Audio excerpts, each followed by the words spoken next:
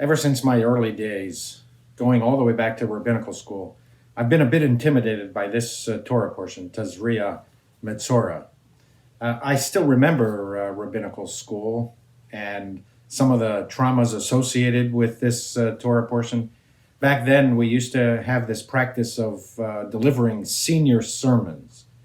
That was every student during their fourth of 5 years of rabbinical school would have to stand in front of the entire community. All of the hyper-critical students and all of the hyper-judgmental faculty and some guests, even some trustees of the Hebrew Union College. And these fourth-year rabbinical students would deliver what was called a senior sermon, which would then be evaluated by everyone else. It was in the middle of a morning service on a Thursday morning. And after the service was over, the whole school would go downstairs and over lunch critique the student's senior sermon. The entire discussion, I think it was about an hour, was all about how well the fourth year student did, how good was the senior sermon, and what the student might want to think about moving forward. And I think it was greeted with particular relish by fellow students who had a tendency to be competitive one with the other, and hyper-judgmental faculty who I think felt that this would be the equivalent of a kind of boot camp, basic training for rabbinical students who for the first time could now stand in front of a crowd and play act, being a rabbi. The first time they'd be able to give actually a sermon in front of other people. And I can tell you, despite the fact that they might have looked at it as a kind of boot camp, I actually spent 3 years in the military, in the Israel Defense Forces, and I actually did spend time in boot camp, in basic training, in my preparation for being a tank commander. And I can tell you with certainty that in some ways, not every way, but in some way, this senior sermon experience of basic training was even worse than the basic training in the IDF. And so you can understand how rabbinical students prayed on my assigned day of giving the senior sermon, just don't make it Tazria-Metzora. And that sentiment has stayed with me even in my rabbinate. I feel kind of guilty when the B'nai Mitzvah students that are celebrating during this particular week, when the parasha is read, I feel a bit guilty that they're given this parasha. It's full of blood and guts and pus and bodily eruptions, what the teenagers call TMI. But nonetheless, they have to grapple with it. But over time, gradually, I've changed my mind about this parasha. And honestly, if I were to look at April of 2020, I can't think of a better, more relevant parasha to give a Dvar Torah on than Tazria-Metzora. What is described there is that when the priests would observe, the Kohanim, when they would observe that somebody was suffering from what's called tzara'at. We don't really know what that was. It's some kind of skin ailment. Some people understand that as leprosy. It probably wasn't, but some kind of skin ailment.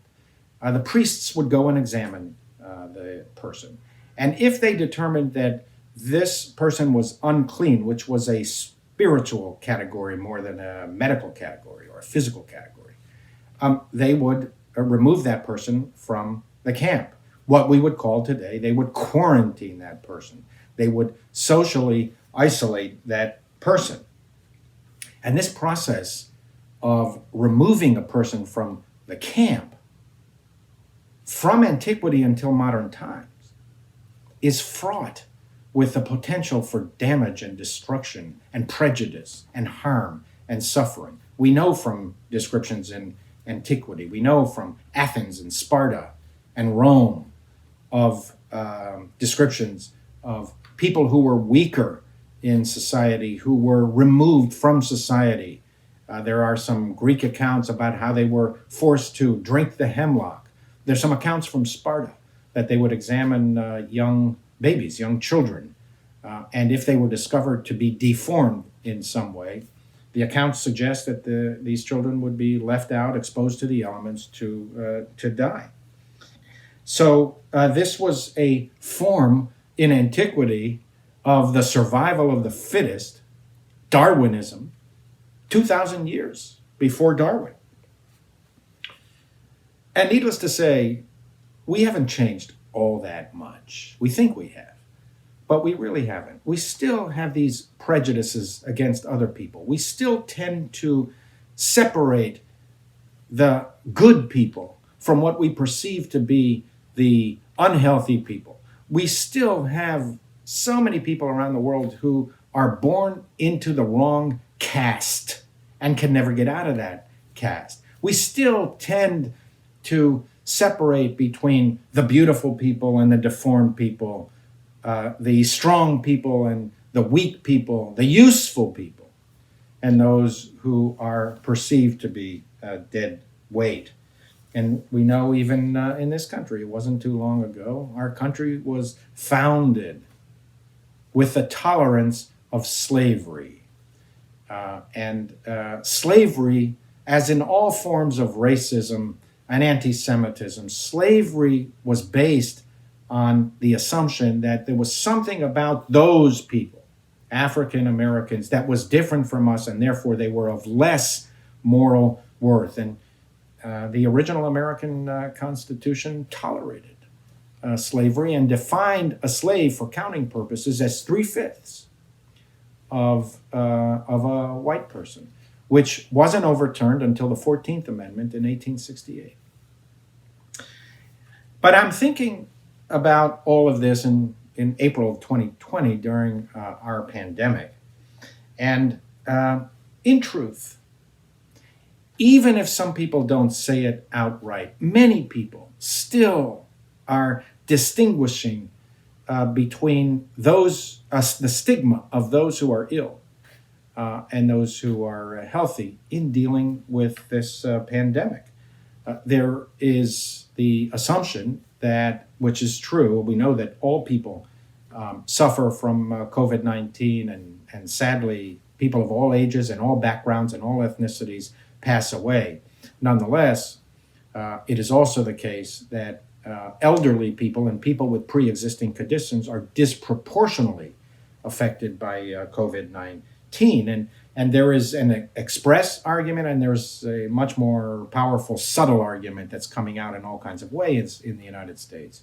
That why, after all, should the entire world be shut down with all of the consequent damage that that's causing for people who are weaker in any case? Wouldn't it be better to sacrifice those people for the sake of the rest of the world? It's kind of like the modern equivalent of put the elderly person out on the ice sheet and have them be exposed to the element and let them pass away, or throw them into the river.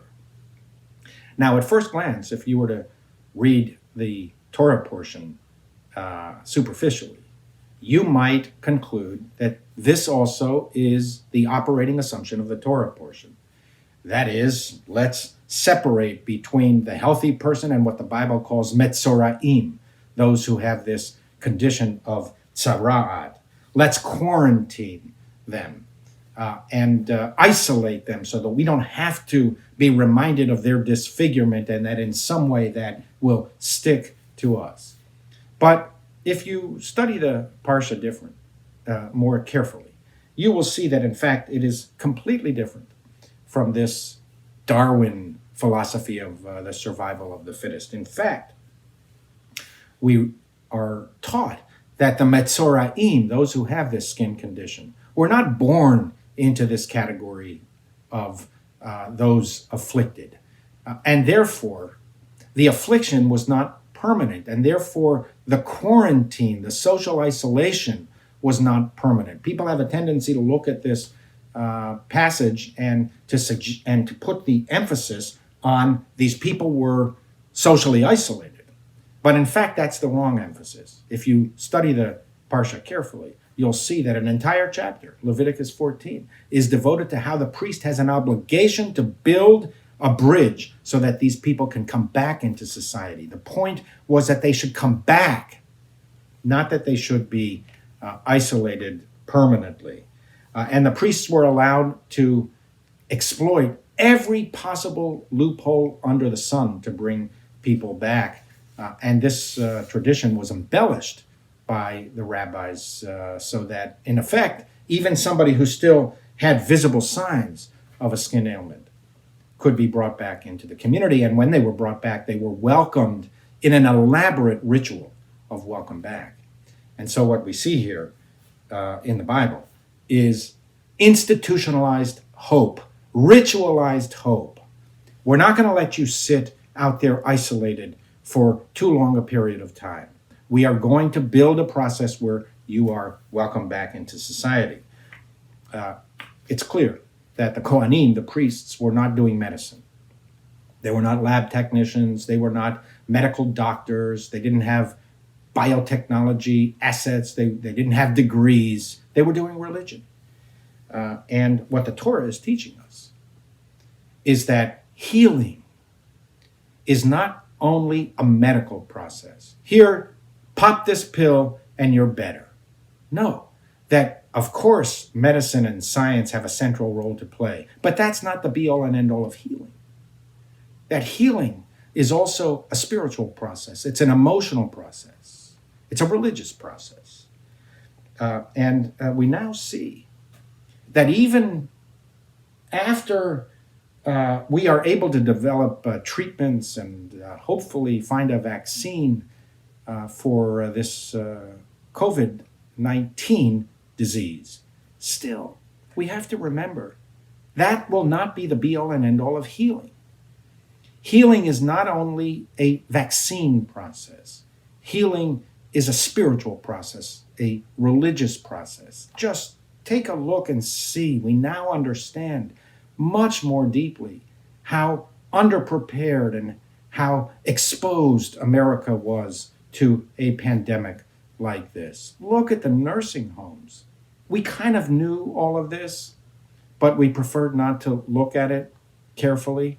Look at the millions of people who have lost jobs and therefore have no ability to sustain themselves and their families. Look at the lines to the food bank. Look at all those Americans who have no medical insurance. Tens of millions of Americans who don't even have the basic capacity to be able to go to a doctor and to heal themselves. So what we see alongside the unbelievable brilliance and progress and wealth in this country, we also see so many now, it's exposed to us more than ever, all these moral potholes. America is physically and literally and figuratively filled with potholes. We're pockmarked with potholes. The rabbinic tradition draws a nexus, a connection between our physical well-being and our moral well-being. That they suggested that these physical maladies that are described in the book of Leviticus have a moral dimension to them. Now, the rabbis didn't have biotechnology degrees, they didn't have medical degrees, but they weren't stupid. They realized that whatever it is that was causing this affliction didn't care about Moses and high philosophy. It's like the coronavirus doesn't care about Moses or Maimonides or Jefferson or Rousseau or John Stuart Mill, obviously. At the same time, what we learn in the book of Leviticus is that the essence of the epidemic in Leviticus included not only the physical dimension, it also had a moral dimension to it. And therefore, what the Bible is teaching us, we cannot be fully cured. through the science and the medicine. We can only be fully cured if we cure ourselves morally as well. And that'll be the big challenge for us when we emerge from this first phase of battling the coronavirus. Even after treatments are devised, and let's hope and pray that a vaccine will be available, even after, we will not be fully healed until we heal all the moral deficiencies in this country. And let us hope and let us pray that we will be up to the challenge. Shabbat Shalom.